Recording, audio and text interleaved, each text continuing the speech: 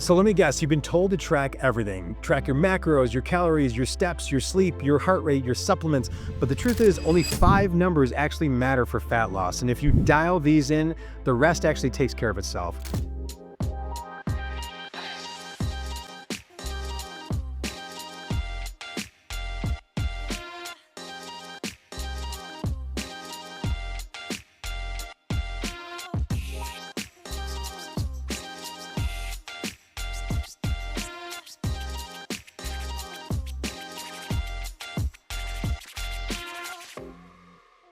What's going on? I'm Trevor Bucheri. I've helped my patients lose almost 600,000 pounds and over 260,000 inches without obsessing over every single little variable. And we did it by locking in these 5 key numbers and letting the rest go. And what I'm going to do today is actually walk you through the 5 numbers that truly matter most for fat loss so you can stop overthinking and start making real progress today. So here's what we're going to be covering. Number 1, your dream body weight times 10 equals your daily calories. Number 2, your dream body weight in grams equals your protein goal. Number 3, carb type and timing. Number 4, intermittent fasting hours. And number 5, the consistency score. Because most people actually try to track, say, 25 variables, but if you focus on just these 5, you'll actually have a simple, sustainable strategy that delivers the results that you're looking for here.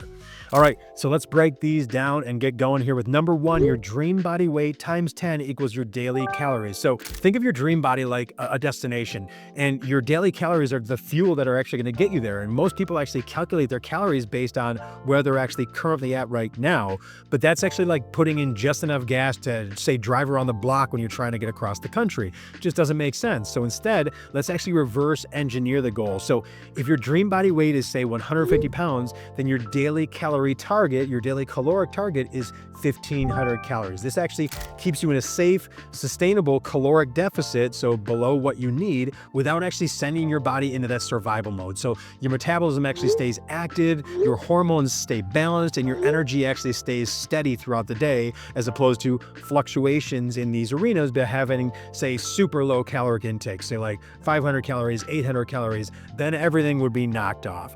And the fact is that most people actually undereat, thinking that less equals faster fat loss results. But the truth is, underfueling actually just teaches your body to hold on to fat and also burn muscle as fuel, because it thinks that food is completely scarce. So it goes into panic mode, it goes into survival mode, and everything goes out of whack here. So this method actually generally signals safety to your body, so it can actually let go of what you've been working so hard to get rid of, as opposed to holding on to it. So do this instead. Pick your goal weight, multiply it by 10. That's your daily caloric need. Stick to that, and your body's going to start shifting without the crash.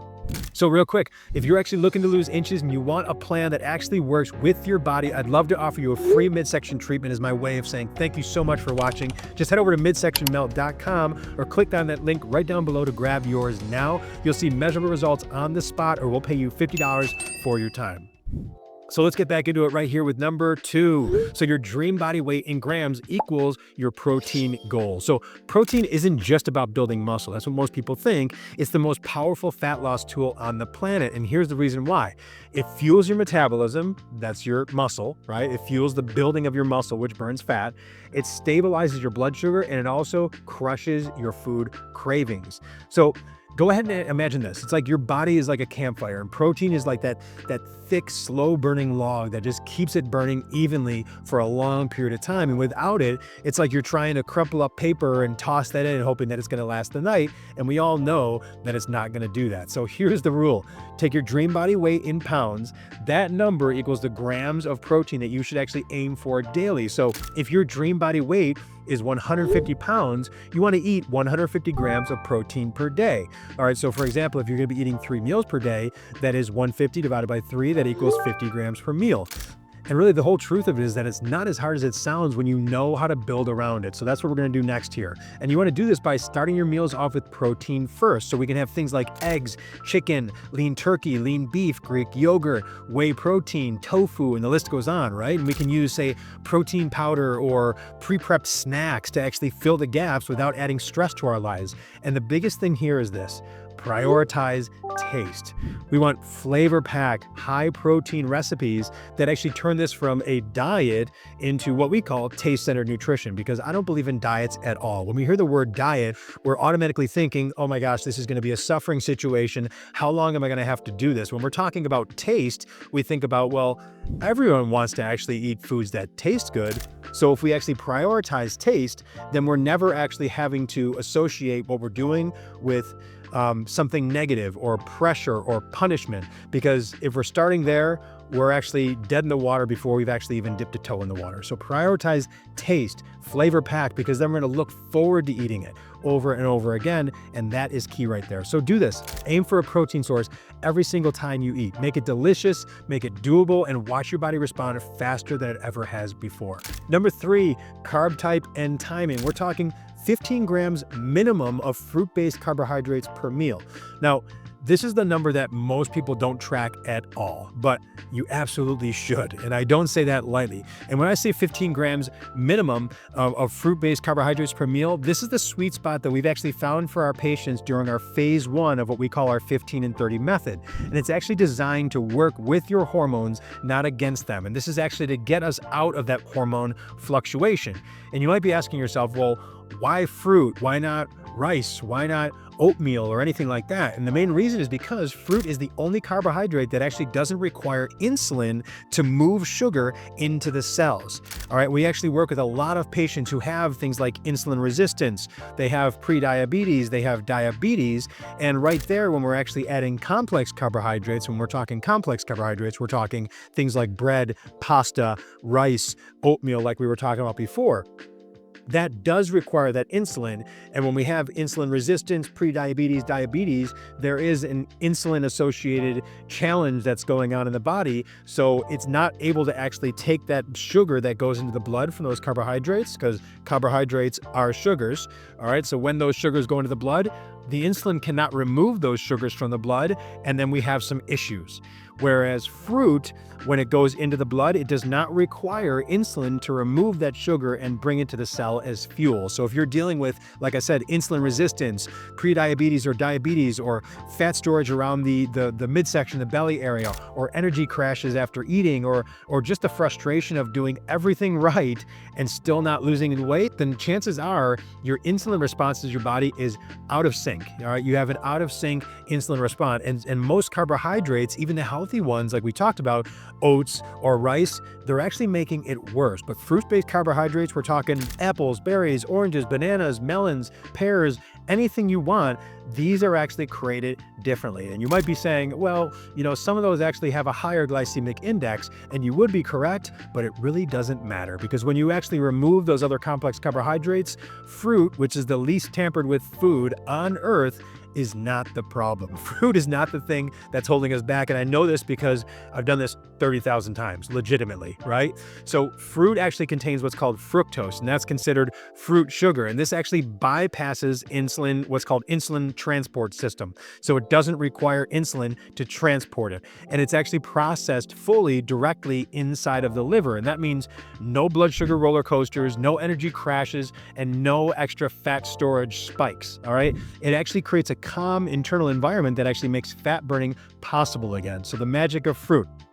It's not about cutting carbohydrates. It's actually about choosing the right kind of carbohydrates, aka fruit carbohydrates, in the right amount at the right time. So do this instead.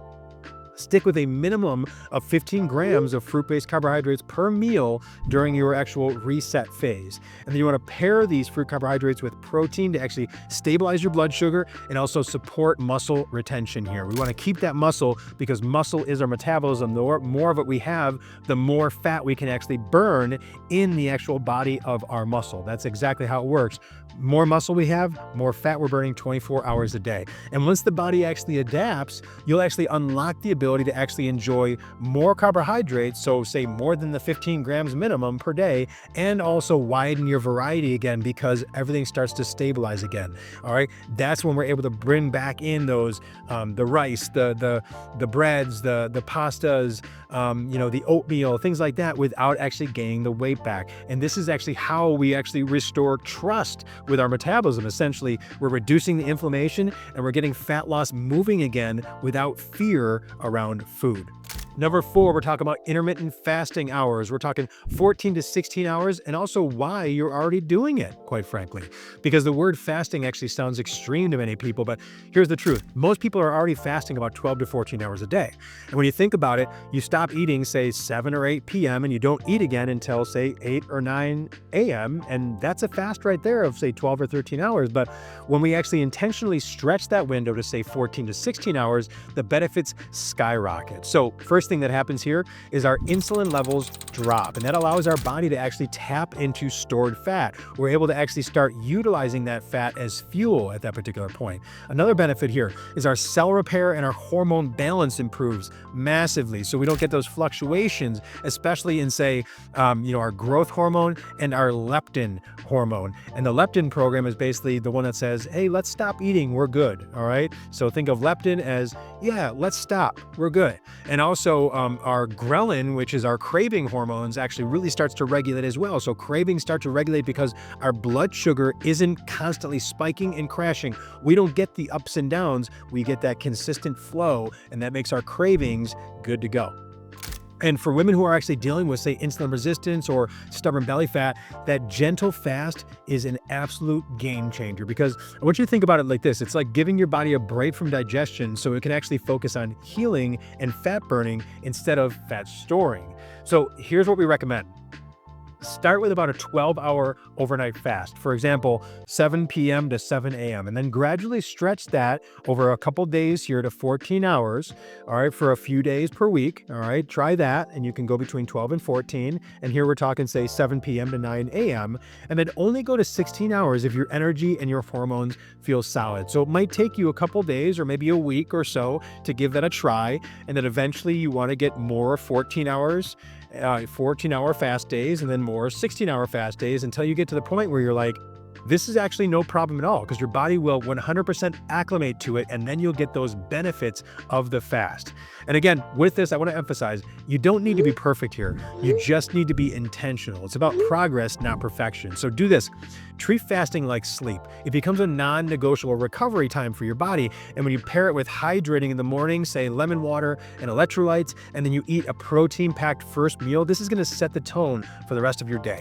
So number 5, the consistency score. And this is the number one number that changes everything. And here's the one metric that almost no one tracks, but it's the one that actually predicts your results long term. And again, it's your consistency score. So forget the actual perfect week, all right? It doesn't need to exist. Fat loss doesn't really come from 7 flawless days, again, followed by a crash. It actually comes from 5 solid days repeated every single week, consistently over time. And think of it like a grade, right? 100% equals a perfect plan. You are flawless all the time. 80 to 90% equals progress and sustainability. 50 to 70% equals, say, maintenance, right? And then below 50%, your body is very confused and your results completely stall and they hit the wall and you wonder, why is this not working? And here's why this matters. Your body actually responds to patterns, not perfection. So if you eat clean for, say, 3 days and you binge for 4 days, your body is going to be completely confused and your entire system is confused, and you get fluctuations in everything like we talked about, right? But if you hit your targets, say, for 5 days a week straight, and you're dead on for 5 days a week consistently, your metabolism knows what to do. It actually gets that pattern and it says, oh, okay, I'm catching on to this, and you create metabolic momentum. And what we do is we teach our patients to actually track consistency like a scoreboard. So each day they actually check off their protein, their calories, their water, their movement, and their sleep, and they see their weekly score, because when you measure it, you can actually then master it. But if not, it's just speculation. You're just guessing. You're saying, well, I think I ate clean. I think I ate well, right? But we don't know. When we measure it, we can master it. So do this instead. Stop chasing perfection. Instead, set your baseline at 80 to 90%, hit 4 out of 5 markers per day, all right? And if you actually fall off, reset the next meal, not the next day or the next week. Reset that next meal, get right back on track. Don't worry about it. It's about progress, not perfection. and hit that 4 to 5 markers for your next day, okay? And keep on keeping on. Consistency is key here. So there you have it, the 5 numbers that truly move the needle when it comes to fat loss here. Not the scale, not the macros, not the complicated apps or the calorie map, just a clear roadmap. Your goal weight, your protein, smart carbohydrates, a fasting rhythm, and showing up consistently with that. And when you keep your focus on these, your body finally knows what to do, and you finally get the results that you've worked so hard for here. So if you're still here, I hope this gave you some real clarity and some confidence here. And if you know someone who's actually spinning their wheels with fat loss, please send us their way. A simple shift like this could actually be the breakthrough that they've been waiting for. Again, my name is Trev Bucheri. Thank you so much for investing your time with me today. It's your most valuable thing, and thank you so much for spending with me. I do not take it lightly, and give your best to the rest of your day. Take care.